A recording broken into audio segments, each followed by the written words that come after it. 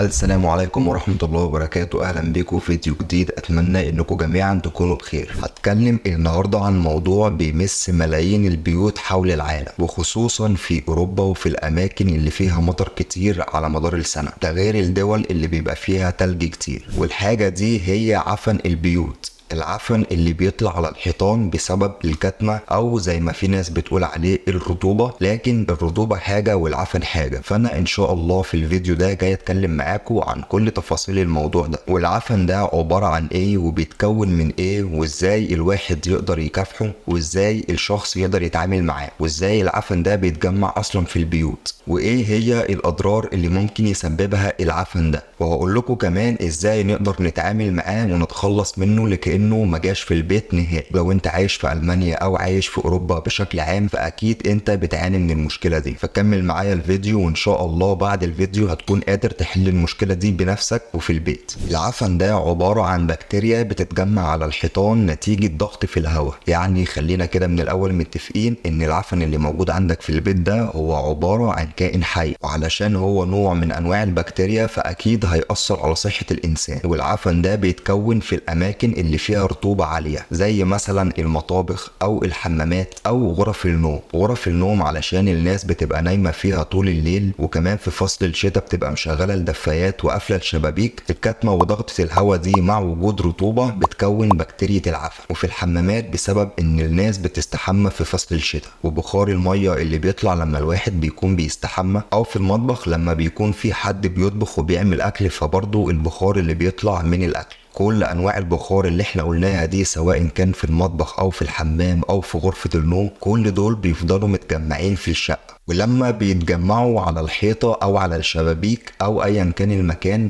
فبيحصل ما بينهم وما بين المواد الاسمنتية ومواد الدهان تفاعل. التفاعل ده هو اللي بيكون عندنا العفن. يبقى احنا كده عرفنا ايه السبب الرئيسي اللي بيكون العفن في البيوت. ممكن يتكون عفن في البيت حتى لو انت بتهوي بيتك كويس جدا. في ناس بتلاقيها بتقول انا بهوي الشقة عندي بشكل كويس جدا ويعتبر كل يوم، لكن بيتكون برضو عندي عفن. وده بيكون بسبب ان المبنى بيكون قديم جدا، مش بيكون معزول بالشكل الصح، او عدى وقت كبير جدا عليه من الزمن ومحتاج يتجدد العزل بتاعه تحت الارض. فالمياه الجوفية اللي تحت الأرض برضو بتعمل تفاعل مع عمدان البيت، فبيحصل حاجة اسمها استشعار، وبيسرح الرطوبة دي في البيت كله، وبتكون برضو العفن حتى لو الشخص بيهوي البيت كويس. كده احنا عرفنا أسباب العفن وازاي العفن ده بيتكون. العفن بيفرز ذرات صغيرة جدا بتطير في الجو، الإنسان بيقدر يستنشقها بس ما يقدرش يشوفها بالعين المجردة، ودي بتعمل مشاكل كبيرة جدا، وبالذات للأشخاص اللي عندهم حساسية على الصدر أو عندهم أي مشكلة بيعانوا منها في الجهاز التنفسي. ده غير ان اي شخص عنده مرض جلدي او عنده التهابات او بيشتكي من جلده بشكل عام، موضوع العفن ده هيأثر عليه جدا وهيزود موضوع الالتهابات والحساسية في جلده. ولو شخص تجاهل واهمل موضوع العفن ده وعاش في نفس المكان اللي موجود فيه عفن، احتمال كبير اللي هو يجيله الربو المزمن. ربنا يكفيكم ويكفينا الشر جميعا. ده غير ان العفن بيأثر على الحيوانات. في عدد كبير جدا من الاشخاص عندهم حيوانات حتى لو قطط في البيت، انا واحد من الناس دي. فوجود العفن في مكان فيه حيوانات، فالحيوانات بتتلامس معاه. ده غير ان هي بتتنفسه زيها زي البني ادم بالظبط، وبتتاثر وبيحصل لها مشاكل كبيره جدا، سواء كان في الجلد او في العين او في الجهاز التنفسي. ده غير ان في ناس بتشتكي من اللي هم بيحصل لهم دايما تدميع في العين كتير، ده بيكون بسبب العفن. او شخص يكون مش مدخن اصلا ولا بيشرب سجاير خالص، وتلاقيه دايما بيكح ويقول لك انا مش عارف انا بكح ليه مع اني مش بشرب سجاير، ده بيكون بسبب العفن. ده غير ان العفن ده بيشكل خطورة كبيرة على الاطفال بالذات اللي في السنين الاولى من عمرهم. ده غير الصداع وتكوين البلغم على الصدر، لدرجة ان الدكاترة هنا بينصحوا الناس ان اي حد موجود عنده في البيت كمية عفن كبيرة لازم ينتقل من البيت ده ويسيبه لحد ما يحل مشكلة العفن، والا هيكون في خطر كبير على صحته. يبقى احنا كده عرفنا العفن ده اسبابه ايه، وعرفنا بيتكون ازاي، وعرفنا مخاطره على الصحة. دلوقتي جه الوقت اللي احنا نتكلم ازاي اصلا انا اكافح مشكلة العفن دي. الموضوع ابسط مما تتخيل، لان كل اللي عليك تعمله انك تهوي البيت بشكل منتظم يوميا، اقل حاجة 20 دقيقة او ربع ساعة. تفتح شبابيك البيت كله، لازم البيت كله او الشقة يخش لها هواء من جميع الاماكن،